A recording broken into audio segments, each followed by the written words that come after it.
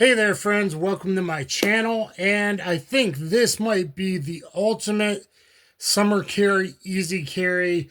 Hopefully by now you've seen a bunch of my videos on it, the ROST Martin RM1S. Now internally, and this is based on the Arex Delta, most Americans don't know, but Europeans do. Arex Deltas are vetted. I took a Delta Gen 2 through a rainy, slightly muddy SWAT school.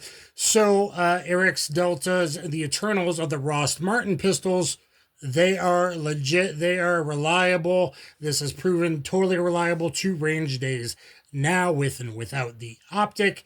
And so I just kind of wanted to talk to you about this. I think I have I could even deep conceal this because I chose a optic that was not too high. And this is a setup a lot of smaller people, quite frankly, might like. Now, it comes with a flat base plate 12-round magazine that I could only get 2 pinkies on and wrap my pinky fairly supported underneath. Or it comes with this 15-round magazine with a spacer for a nice full grip.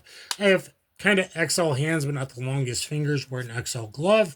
So there is that. Now, I added the pinky extender. This came from a pistol I no longer own. You know, people spying on me. I no longer own Grand Power pistol. I returned that to the importer.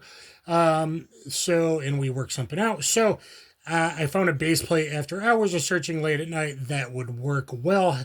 Was tight, but it is the least tall. Now, one that looked better was a base plate for a PPQ Subcompact, but I couldn't find the right metal thing to lock it in, and I didn't want any reliability problems with eventually in recoil that coming off or dropping the mag or whatever, spilling everything everywhere. So I went with this, and I think that looks sweet. ROST Martin, hope you're paying attention.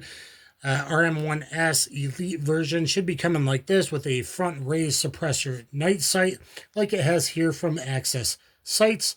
For the a minimalist orange for a SIG or XD/XDM is the sights that these take.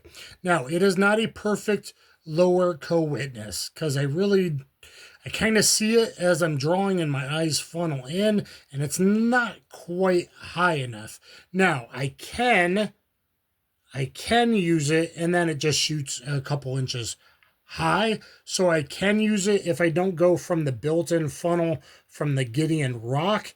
But if I just use the rears, then it's only a little bit high, which is purely, at 7 yards. So, 3 to 5 yard defensive gun use, that's going to be just fine. Most people pull low left anyway, right-handed shooters. So it'll probably send them into, upper thoracic and or neck area if needed, which might work out in my favor anyway, but relying on the dot. Now, I like the rock. It's my first time with the Gideon rock. It's a wide window. So even though it's not that tall, it's wide, and I seem to be finding it pretty good. Also, I think the sights are helping me. The minimalist black serrated rear.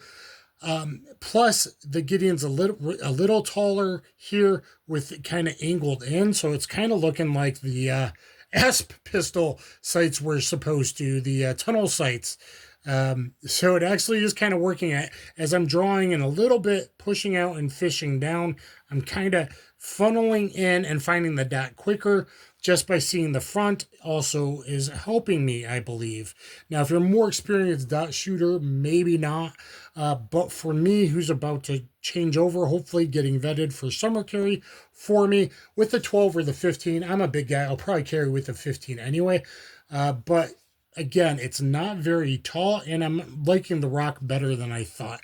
I debated about putting another red dot on here if you saw my earlier videos, but that was a plate plus a plate, and it was too high to have any kind of co-witness, and I want some kind of backup. So there we go. I've had great success with Gideon Omegas, and so thank you, Gideon Optics. Gonna put the rock on like I did, and it's working out really well with the Access Sights. I'm Dan the Wolfman. Also, I use realistic targets, do a lot of realistic stuff. If you're new to my channel, from Targets Online, those targets are awesome to use and will get you more prepared for a real defensive gun use. If you want to look at my 11 defensive gun use stories, I got one coming out each month. Go back through those. You will learn a lot and how varied they are. That's just the way the world is going, especially if you live in or near a major city. So I thought you guys might like this update. Very controllable, especially with that 15 rounder in. Still having pretty good. Need to do more as training mags using Delta 15 or 15 plus 2 mags.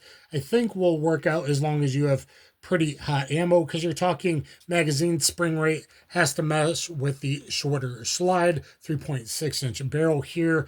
This is really kind of, I think, what most people are looking for perfect carry. It is more shootable than the macros, because instead of 1-inch thick, we're 1.1-inch. For most of you, that's going to distribute more recoil force over your grip. I did switch out to the large for the range day yesterday.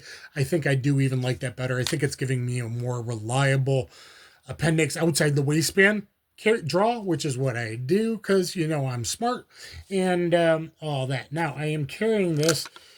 I have a video on holsters. If you have a bunch of holsters, you'll probably have something that this or the RM1C, the 4-inch version, work in. So look at that video because you probably have stuff that will work pretty good. The one that seemed to be working out the best for me was this tactical holster for the M&P 2.0 3.6 qualifier. I'm like, well, 3.6 inch, does it work? Yes, it works, even shake, and I can, I think this will give me a little more retention, but that's working out, and yet a quick, fast locking and draw with the tactical.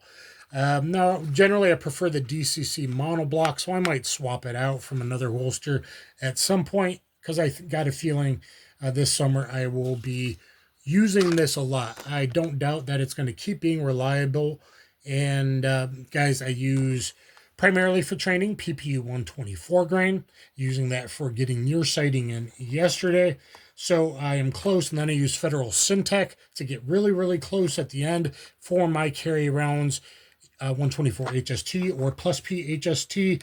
Or guys, if you don't want to spend that money, if you're in a big box stores, Federal Punch is almost for civilian just as good. So again, 320 XD XDM sights are the ones you're looking for from Access Sight.